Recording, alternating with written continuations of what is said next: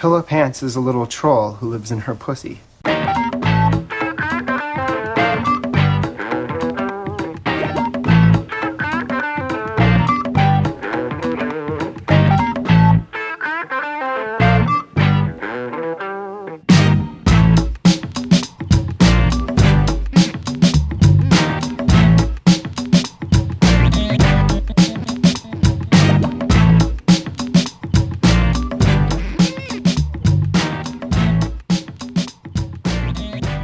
Hello and welcome to episode 233 of the Mark and Me podcast.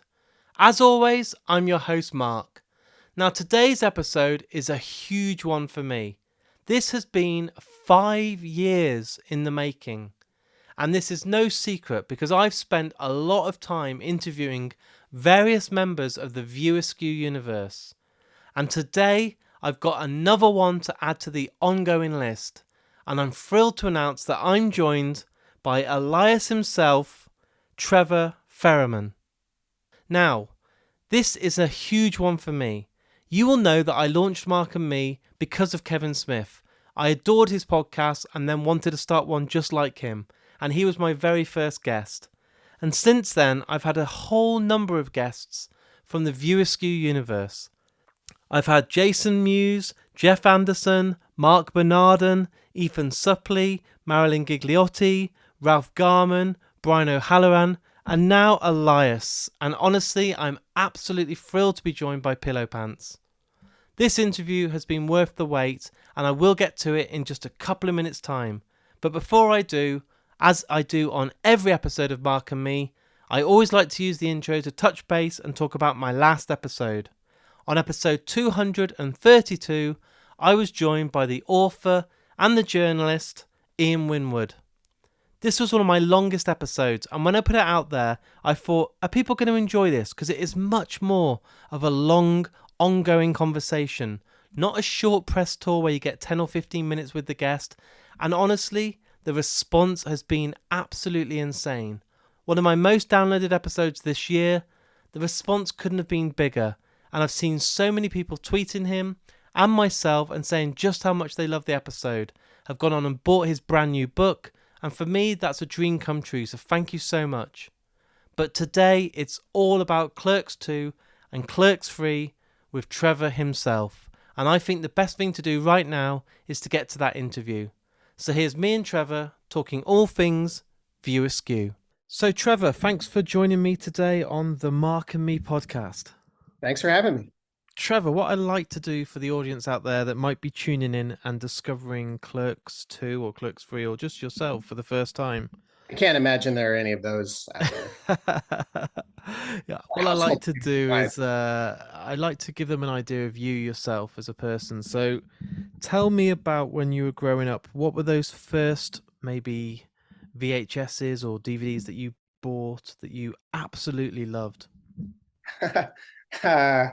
Man, I remember as a kid, I really liked the the Joel Schumacher Batman movies. Wow, you liked them. I mean, I was like 9, I don't know. Yeah, you never knew at that point.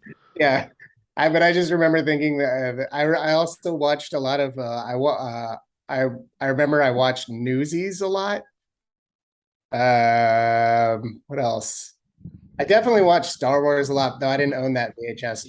My friend did. I don't know. I wasn't like I don't think I watched movies on repeat a lot. I was more like an obsessive watcher of The Simpsons, Conan, Kids in the Hall, that kind of stuff. That's amazing. I mean, Simpsons back in the prime of like season 3 to sort of season 9. Yeah. Gold. Yeah, right. Absolute gold. Nothing topped it. No, I don't think so. So at that point, were you kind of thinking to yourself what you wanted to do when you were older? Were you kind of like wanting to go down the route of acting, or did you have any ideas, or were you just a kid enjoying life? I think mostly just a kid enjoying life, though I didn't enjoy school that much.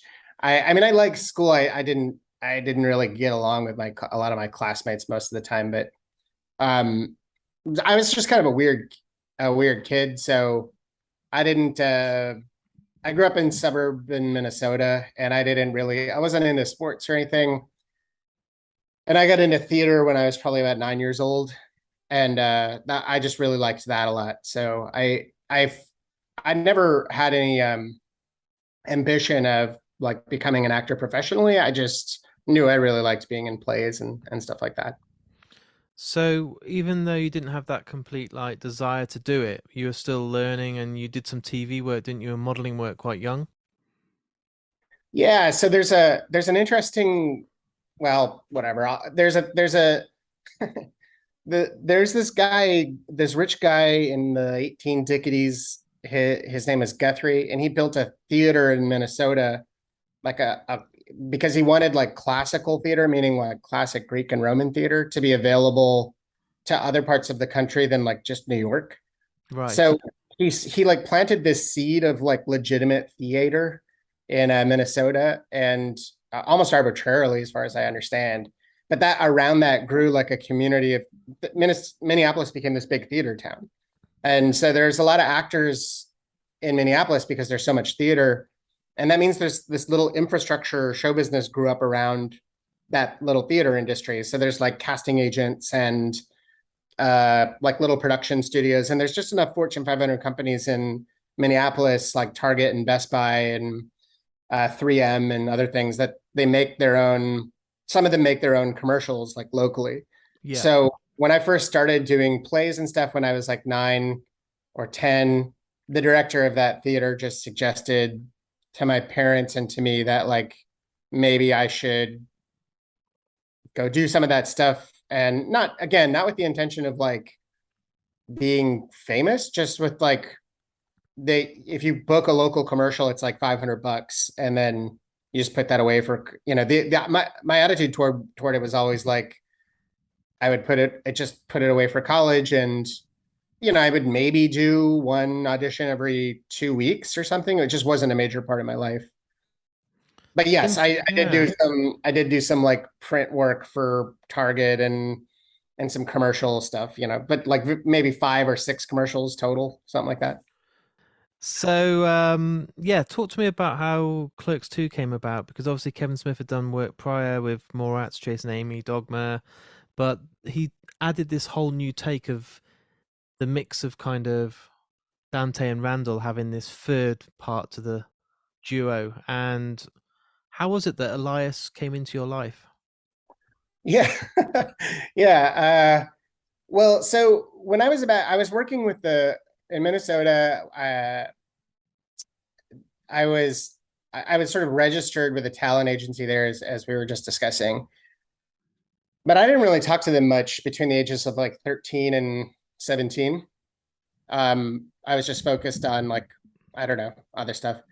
And the summer before my senior year in high school, they called me because I roughly fit the description of like a character description.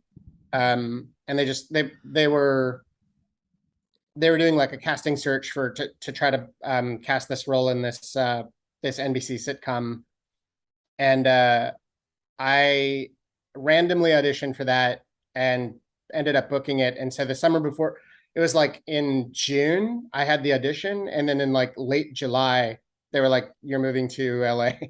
So Wow. it was a really weird, like hairpin turn for my life. So I ended up doing a TV show on NBC for half a season. And then I thought, oh, that was an interesting detour for my life. I still thought, now I'm going to go back to Minnesota, go to the U of M. And then my agent in LA was like, well, just stay for one more pilot season, see what happens. Cause it's like they tutored me on the set for my senior year. So I already had my diploma, and I had nothing to do for the next several months. So I was like, okay. And then I ended up booking another TV show, and that one was on ABC for half a season. Neither one of these shows was terribly good, hence why they got canceled. But after booking the second show, that was when I started thinking like, oh, maybe I should just stay here, and like maybe this is a thing that people actually do. And anyway, a couple of so I booked some more stuff, and a few things after that was the movie that I did. Jeff Anderson, guy who plays Randall in the movies, he wrote and directed a movie called Now You Know, Yep. and really small budget but really funny. He's a super funny dude, and it was that was just an open casting call for that, and I went in on audition for it, and Jeff cast me for that, and so I had a great time shooting that thing. And then Kevin actually has a cameo in I think the opening scene, and I mean I think he would have seen the movie regardless, but yeah. So anyway, so he saw me in that, and that's why he offered me the role in Clerks II. Were you kind of like, fuck, this is a huge role. Like, this is going to be working with Kevin. I know you'd work with Jeff, but it's a big point to kind of do a sequel to a film that's such a cult classic. Like Clerks, it's one of Tarantino's favorite films. You know, it's Kevin Smith's entry to the View Askew universe, and it must have been like, I think you must have surely had a lot of pressure, thinking, "Oh my god, like this role's huge." You know, not really. I Really? Yeah, I mean, I don't know. I think I'm maybe too much of a narcissist or something to feel like nervous. I always liked Clerks, and I really like Chasing Amy and Mallrats and all the movies that he'd made up to that point. I still I thought then, and I still think that he's a great filmmaker, a really funny guy. But um I don't know. I just didn't. I think it's a combination of two things. One, I just really thought it was funny, Yeah. and so that overrided anything. I don't know. I just related to. I felt like I could lock into the character. I thought the lines were funny. I don't know. I just thought it was funny, and I wanted to do it. And the other thing is that I still was not fully taking myself seriously. So by the time Kevin offered me the part, I had quit acting. I tried it for probably maybe what 3 4 maybe 4 years or something like that, maybe 5. And like I was increasingly just miserable and unhappy living in Hollywood, hanging out with these people and going to auditions and stuff like that. And again, like my transition out of like adolescence was so sudden into this world of like show. There are child actors who obviously like have it worse, but I was just like a normal kid from Minnesota, and then it was just like a very sudden change. And I thought like that the unhappiness that I was feeling in those years was just adulthood. Yeah. And it wasn't until I started going to college, like not in LA, and I started meeting normal people again. I realized like, oh, I actually just hate this. That's like the problem is not like, I mean, it's sort of both, right? Like it's growing up hurts, but also like I just hated that city and I hated that industry. And so I quit. And it wasn't until like maybe 6 months to a year after I quit that Kevin had called me. So on the one hand, I was like, I just thought it was funny and it seemed like a fun thing to do. And on the other hand, I was like, I was very much by that point already not actively thinking of myself as an actor. So it wasn't like this, oh boy, I hope Quentin Tarantino puts me in I don't know. Kill Bill 2. Exactly. Like I didn't really care. Do you think because you were kind of not warm on the scene anymore and you weren't wanting that life and had that kind of passion to be all LA or Hollywood, do you think that kind of helped when you then went to do Clerks 2 because you weren't absorbed into that life? You were kind of just like going with the flow. I think that's an interesting question. I don't know for sure. Yeah, maybe you'd have to ask Kevin or something. I think the reason that I'm able to relate to like his sense of humor or like the kind of tone of his world is because I've never felt like insider either, right? Like I've always felt like a bit of a misfit and I don't always fit in. So not fitting into Hollywood, to the Hollywood scene, I think the same, maybe this, I don't, this is totally speculation. It's hard to observe yourself, right? But maybe the same reasons that I didn't really fit into LA, this were maybe those reasons were the same reasons that I related his characters and his sense of humor and stuff. That makes sense.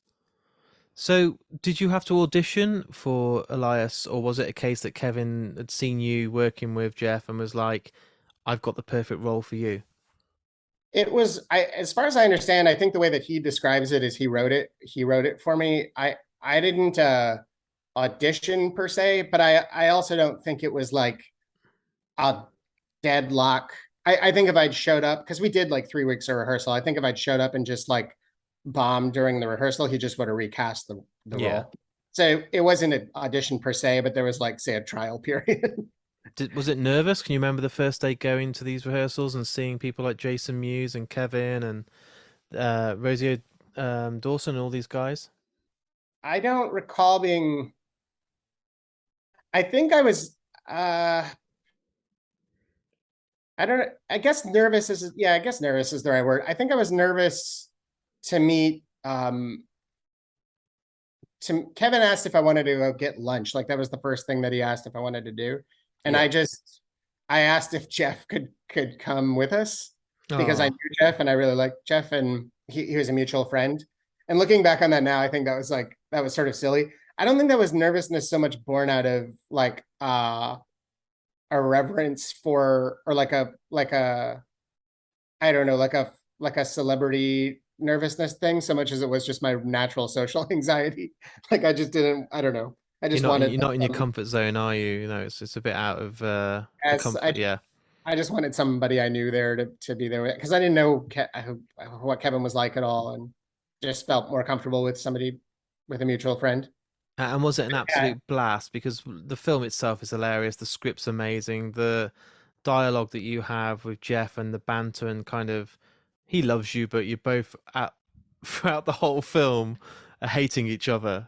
It must have been such a fun role to play. You must be so proud to look back at that. yeah, I am. It's funny. I hadn't uh it was at the time it was really fun. I love working with Jeff. I've gotten along with him really since the day that we met. He's just a really hilarious, smart, kind dude, and yeah, and working with him, I don't know, he and I have just always had a good rapport. It helped doing Clerks II that we'd had worked together previously, right? Like Yeah. we built up like a rhythm or whatever. But yeah, so at the time it was really fun, and yeah, it was like I thought it was a good script. I thought I had a lot of like funny stuff, and it was cool to get the opportunity to like take a swing at that. So I was really appreciative of that. For years afterwards, because shortly after Clerks II came out, I just sort of quit again, and then I didn't think much about show business for the next like 15 years, Yeah. and then so it was something that I certainly wasn't ashamed of. I mean, I was proud of it, but I just didn't think about it that much.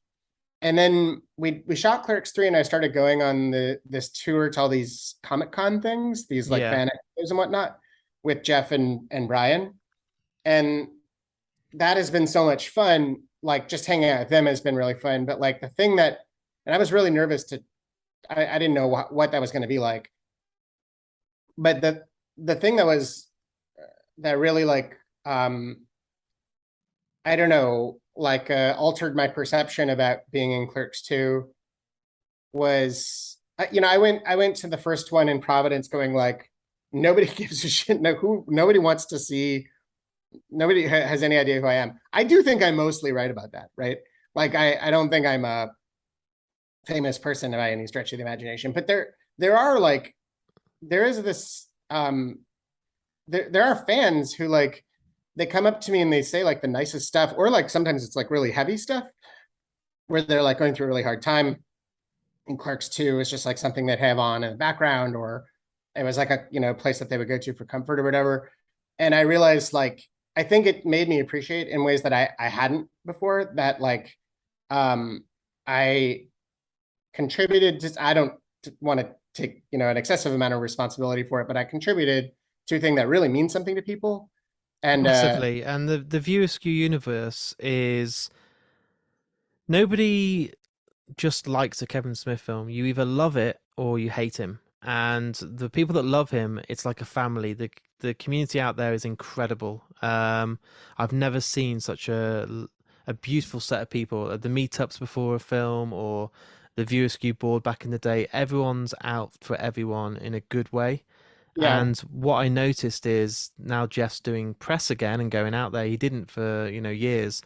I think it shocked him just how much people value the roles that they play. And like you said, they might be going through hard times, but a lot of people I've spoken to, their favorite character is Elias. They absolutely love your lines in Clerks II, all the trilogy talk, all the pillow pants stuff. It's genuinely hilarious, and your delivery and acting performance in that is, for me, is my favorite character in the whole of Clerks II. Now, when Clerks III came Did after, you tell Jeff that when you were interviewing him? I did. I told him that, and I told I think I told Marilyn as well. But if you look at it 16 years later, when we finally got Clerks 3, I was a bit like, I really hope this is great because, the first two are so good. And I'm not just saying this, you stole the show for me. Every costume change, every time I blinked, you looked different. But you just came back as the Elias that I fell in love with in Clerks 2. And I really am so glad that Kevin got you all back in the convenience store in Quick Stop and just felt like a nice trip down memory lane. Yeah, it was totally that way for me. I mean, shooting it, I hated show business and Hollywood, but I love performing and I love working with Kevin and Jeff and Brian and all the and Jay and all these guys. Like, they're so funny and they're so nice, and this character is so much fun. Yeah. So like not having done it for a while, like, and then coming back just to do something that it's like putting on an old coat or something. That was the most fun. And then the crew was so nice. I made a bunch of friends on the crew because I had to work so closely with hair, makeup, and wardrobe. And they're like, yeah, I mean, I appreciate those. You got a lot of kind things to say, but the 80% of my job in Clerks 3 was done by hair, makeup, and wardrobe. All I had to do was just sort of stand there, and it was just like just the But stuff it's that they. hilarious. It's genuinely hilarious. There's never a scene that you're in the same costume for more than a couple of minutes. So it's just the fair play to the makeup team and the costume department, but it was hilarious. The gothic stuff I saw, honestly, the makeup and everything, you just look like you're having a blast. It was so much fun that I remember before we started shooting, I was sitting at this very table, in fact, at my place in Berkeley, and Allie, our costume designer, emailed me and was like, "Can we set up a Zoom? I just want to like talk about your characters' costumes." And I was like, "Oh, nobody's ever done that before." I was like, "Sure." And she just had me laughing within like 5 minutes. We were just we just got along really well right away, and we each had the same we each thought the same thing would be fun, or like we agreed, I guess, on like on the way to approach this that we thought would be the funniest. Like that at first he sort of this sheltered guy, like what he thinks being the devil's concubine is shopping at Hot Topic. It's You so know, good. that's like stage one. And then like he just I mean, I think what I love about Elias's arc in this movie, and I know like the A story is clearly, Dante and Randall. I'm not trying to say it's not, but if there's a B story, it's like it's Elias sort of finally coming out as the freak that he always was, that we get like a little glimpse of in Clerks 2 in the infamous bachelor party scene. We Amazing. we just capture this little insight that he might just be this Ready truly to break out at any point. yeah. And it just took, another 15 years or whatever. But like I think by the end of the movie, he's still who he is, but I think he's like, to me, he feels like a lot more at ease with himself for like the first time in his life, you know. It's so good. And I suppose I won't spoil it, even though the film's been out a while, but the way it ends, it could set up that there could be a future for yourself. Oh God. And let's, would you love let's to talk about it. return? Would you love to return in sort of 10 years to a Clerks 4 and, a new dynamic of running the shop? Uh, you know, I have no ambitions to do that, but I would work. If Kevin ever wanted me to do something, I'd be happy to. He's my friend. I really like him. I think he's really funny. But I would not hold my breath for I would not hold my breath for anything like that happening. But you must have been there for 15 years thinking, I wonder if Clerks 3 will ever happen. There's been I did talk, there's not. people doing comic No, readings and stuff, I was but I was trained very early on in like in the 4 to 5 years or whatever that I was working in show business, that like basically just never hope for stuff. There were yeah. several there were okay. This happened to me several times actually, maybe 4 or 5 times where I was where I was cast for something. They told me you got the part, and then like a week later, they're like, actually, you don't. And twice that happened to me with and the person they ended up giving the part to was Kieran Culkin. Wow. Yeah, 2 times fucking that Culkin. Which films? One of them was Igby Goes Down, and then the other one I Oh, can't remember. wow. Yeah. So I mean, whatever. He was great in that movie. I'm not Yeah, actually of happy course. about it, but I just what I'm driving at is like those experiences trained me to go, okay, it'll probably never happen. Yeah. So I got the script for Clerk. In fact, when I got the first script for Clerks 3, which I am on the record, I really like. There's, I guess, like I don't know, It's very dark, I hear. it is, but I don't know, it's still very funny. I liked it a lot. Um, I I read it. I thought it was really funny, and then I just went, oh, it'll probably never happen. And then I was right for like years. Yeah. And then he sent me another script, and I just had the same idea, like, oh, it'll probably never happen.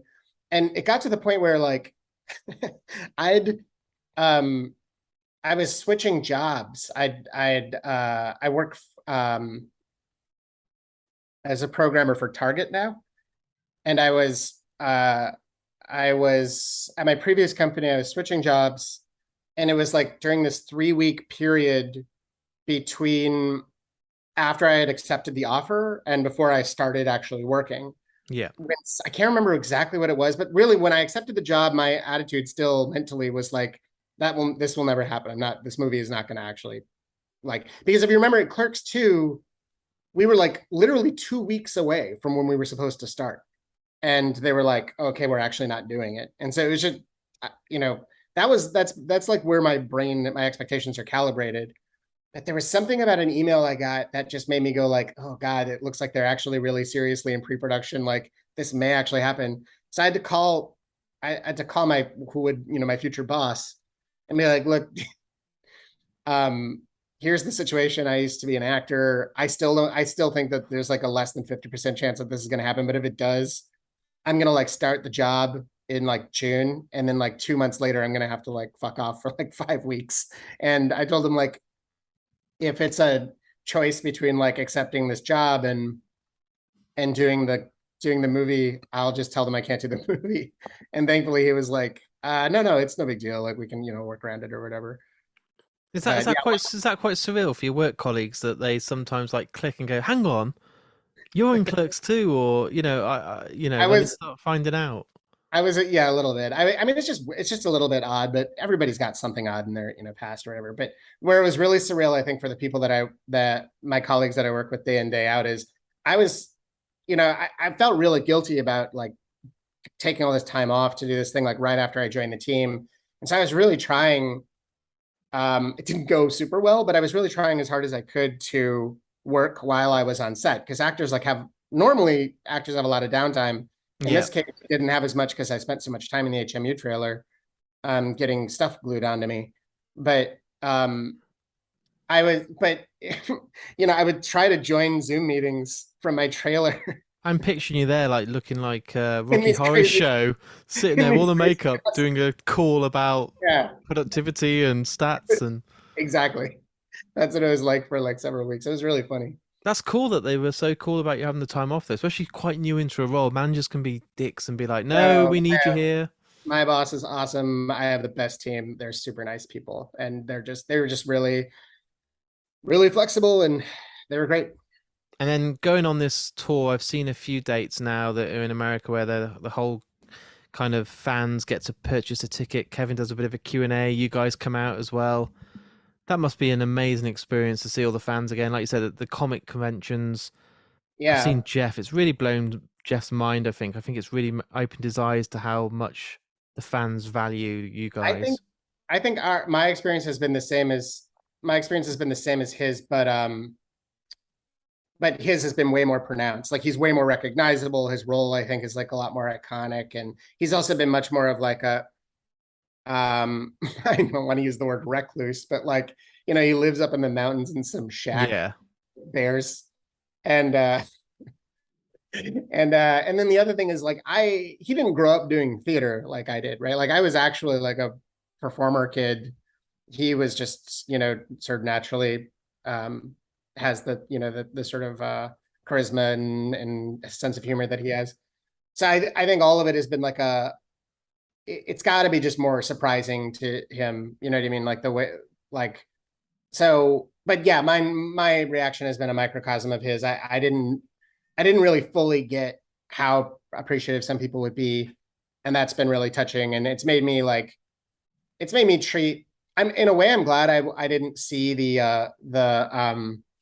opportunity to do Clerks 2 at the time as like this daunting honor, yeah. because maybe I would have gotten in my own way and been nervous or something like that in a way that I wasn't. But now looking back on it, I see it as a much more like rarefied opportunity to like actually do help make something that meant, like I said, that meant something to people. And But watching yeah, the like film back, are you really proud of Clerks 3? Because I think it's a beautiful end to a trilogy. I don't want to see any more films because of the way it ends, and I've never seen Brian produce a performance, or to be fair, Jeff like that could be so serious. And I was crying. I was like, wow, like this is pretty heavy. yeah, I just like in Clerks 2, I think my like where I'm lucky is my character doesn't have to actually do hardly any heavy lifting to tell the story at all. He's just a sort of like release valve for, like comedic tension.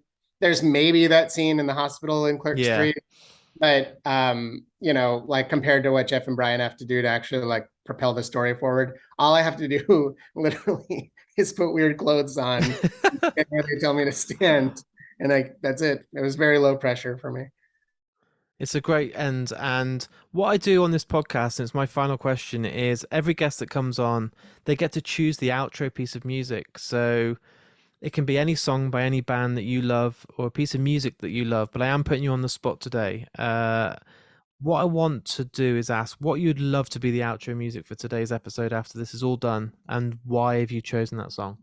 I would love it to be the bootleg version of Bob Dylan's Tangled Up in Blue, because that's arguably my favorite song. That's amazing. I love that you've gone for like a bootlegged version. Well, it's from the his he's got albums out there like bootleg volumes 1 through I don't even know, Yeah, like 27, but it's on bootleg volume 2, I believe. that's amazing. And is it just because you think it's one of the best songs written? Is that your main reason to choose it? Is there something that you've listened to at times that you've needed music in your life, or is it just a song you fucking adore? Yeah, I guess all of the above. It's Blood on the Tracks, my favorite album. That's probably my favorite song on the album. And I really like the one that's on the album as well, but uh in isolation, there's something about the bootleg version that I just like I like a little better.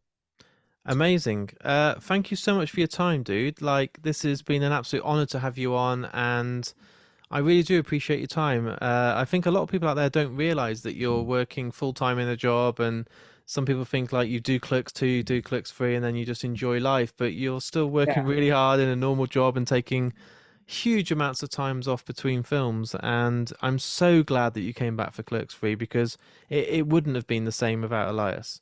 Well, that's very kind of you to say. I was happy to be back. So there it is. There's my interview with me and Trevor. Another clerk ticked off the ongoing list, and a huge achievement for me personally, and a guest that I have made no secret about. I have tried to get on the podcast for 5 years, and I just want to say now a massive thank you to Brian O'Halloran who made this interview happen. I am so grateful, and I owe you so many beers when we meet up. Thank you so much. I hope all you guys at home have really enjoyed today's interview, and anyone that's into View Askew movies or Kevin Smith's world will just absolutely love Trevor. He's such a great guest, so open, so honest, and he's not in the world of show business. He doesn't want to be known for acting. He enjoyed Clerks II, he came back for Clerks III, but as you heard, he's just a normal guy in a normal job. And I'm so honoured that he's come on the podcast and is such a beautiful, humble human being. If you've enjoyed today's episode, all that I ask is you share it. It costs nothing to do, and all the links are on markandme.com. If you use Twitter, then retweet the episode. If you're on Facebook, hit that share button. Or if you're on Instagram, why not put it on your stories or even post it as one of your updates? You have no idea how many people see that and then suddenly jump on board and start listening to Mark and Me. It's the best way I can get the word out there and costs me nothing, and this podcast makes no money, so that free marketing and publicity for just clicking a few buttons is all I ask. I do also have a Patreon account, and this is what allows me to get the podcast on stuff like Amazon, Spotify, Podomatic, iTunes, and that costs money. To host a podcast costs me money every week, and the more downloads that happen means more bandwidth, which costs me even more. But thanks to Patreon, if you go on there, which is the link again on markandme.com, for £2 a month, and that's all I ask. There are other options if you want to pay more, but for that you're guaranteed a couple of episodes a week. As soon as you sign up, you get an exclusive badge of Mark and Me. You get stickers, I send prizes throughout the year, and thanks to my good friends at Richer Sounds, you have the opportunity to win an amazing prize. It could be headphones, it could be a sound dock, it could be anything. But every time you support me, you're in with a chance of winning an amazing prize. And all the money that comes in via Patreon goes right back into the podcast and allows me to host this, travel the country, and give you guys at home more episodes. And I'm not slowing down anytime soon. I truly believe that this podcast has been going just over 5 years. And I'm not belittling my work because I've worked extremely hard. But I think it's only just now that I'm really believing in these episodes myself. I'm my own worst critic and nothing is ever good enough for me. And when I listen back and edit, and I might be being too honest here, I cringe and I think, this isn't great. But just over the last couple of weeks, something's clicked, something's changed. And like you heard with Trevor today, and maybe you heard last week and you'll hear over the next coming weeks, their episodes are just a bit longer, they're a bit more personal, and they just feel more relaxed. And for me, I've really enjoyed editing them. And I really believe in the episodes now. And it feels like a whole new podcast. And that might sound insane considering we're at episode 230 plus. But I'm really excited now about what I'm going to be bringing you over the next few weeks. So until then, look after yourself, take care, and I'll speak to you all very soon.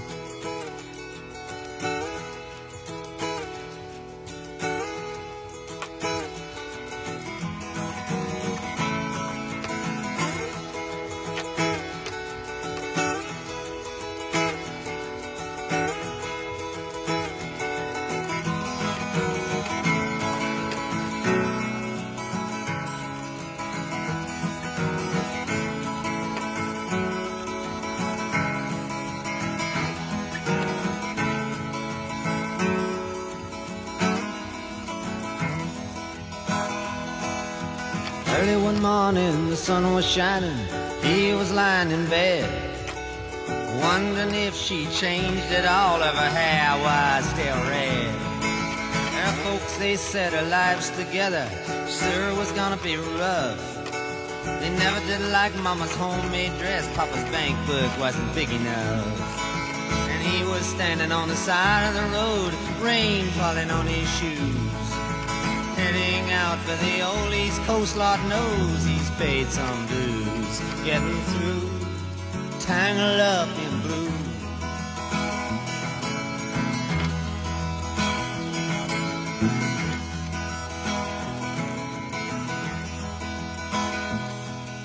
She was married when they first met, soon to be divorced. He helped her out of a jam, I guess, but he used a little too much force. And they drove that car as far as they could, abandoned it out west, and split up on the docks at night. Both agree, and it was best. And she turned around to look at him as he was walking away.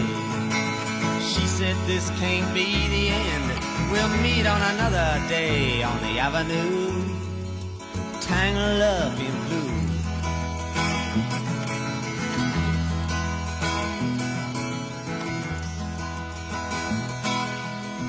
had a job in the old North Woods, working as a cook for a spell. But he never did like it all that much, and one day the axe just fell. When he drifted down to L.A., where he reckoned to try his luck, working for a while in an airplane plant, loading cargo onto a truck. But all the while he was alone, the past was close behind.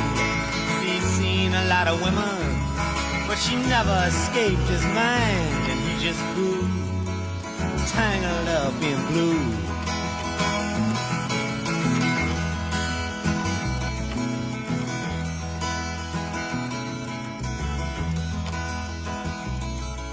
She was working in a topless place. I stopped in for a beer. I just kept looking at the side of her face in the spotlight so clear. And later on, as the crowd thinned out, I was about to do the same. She was standing there in back of my chair, said, "Tell me, what's your name?" I muttered something underneath my breath. She studied the lines of my face. I must admit I felt a little uneasy when she bent down to tie the laces of my shoes, tangled up in blue.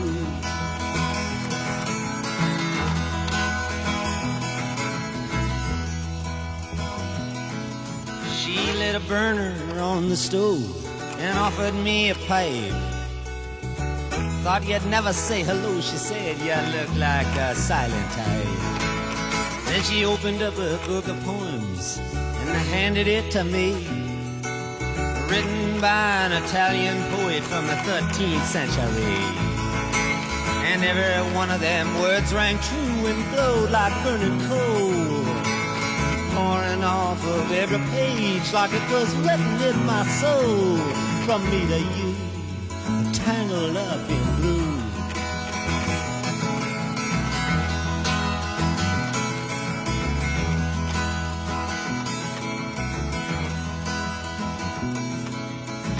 He was always in a hurry, too busy or too stoned, and everything that she ever planned just had to be postponed.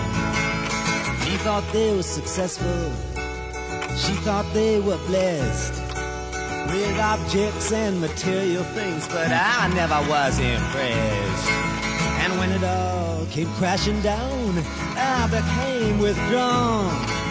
The only thing I knew how to do was I keep on keeping on like a bird that flew, tangled up in blue.